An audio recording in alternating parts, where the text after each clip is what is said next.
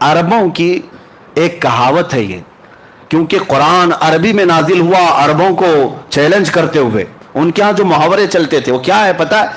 عرب قبیلوں میں، عرب خاندانوں میں ایک دستور تھا، دو خاندان والے جب صلح کرتے، جب دو خاندان والے کوئی معاہدہ کرتے، ایگریمنٹ کرتے کہ آج سے ہم اور آپ سگے بھائی کی طرح ہیں، محبت میں ہم ایک دوسرے سے بہت قریب ہیں، تو کیا کرتے تھے پتہ ہے؟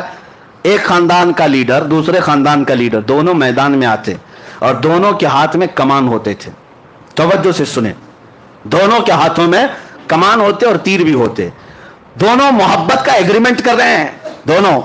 دو خاندانوں میں جب صلح ہوتی اور محبت کا معاہدہ ہوتا تو یہ کرتے، دونوں کمان لے کر کے میدان میں آتے. اب کیا کرتے؟ اس قبیلے والا اپنا کمان اس کو دیتا، اس کا کمان خود لیتا، بدل ہوتے، عدل بدل، یہ اس قبیلے کی کمان لیتا اور وہ اس قبیلے کی کمان لیتا. اب کیا کرتے؟ سنیے عربوں کی محبت کے قصے. دونوں قبیلے والے تیر چلاتے، اپنے اپنے کمانوں سے تیر چلاتے، اور جب تیر جا کر گرتا تو دونوں خاندانوں والے نعرہ کیا لگاتے پتہ ہے؟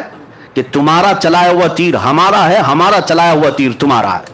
یہ محبت کے لیے یہ طریقہ ہوتا تھا. قوسین اس کو کہتے، دو کمانوں کو، کہ جب بہت زیادہ قریب ہو جائیں تو میرا تیر تم چلاؤ، تمہارا تیر میں چلاؤں، لیکن بات یہ ہوگی سب میں کہ میرا چلایا ہوا تمہارا سمجھا جائے گا، تمہارا چلایا ہوا میرا سمجھا جائے گا. یہ عربوں میں قریب ہونے کو مثال دی جاتی، بلا تشبیہ و بلا تمثیل. رب ذوالجلال نے قریب بلا کر کے یہ ارشاد فرمایا، وہ عربوں میں قوسین بدل کر کے قریب ہونے کی بات کرتے ہیں، میرا محبوب تو اس سے بھی زیادہ قریب ہوا.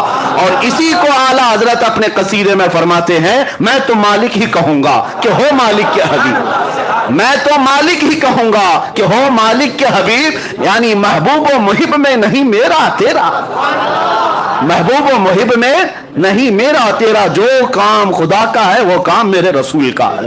اور قرآن میں بھی ہے، جو رسول نے فرمایا اللہ فرماتا ہے یہ میرا کام ہے.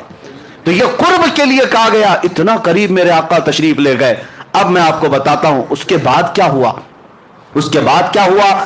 وہاں پر رب ذوالجلال کو محبوب رب نے، حضور پاک صلی اللہ تعالی علیہ وسلم نے اپنے ظاہری آنکھوں سے دیکھا، صرف تجلی کو نہیں پوری ذات الہی کو دیکھا.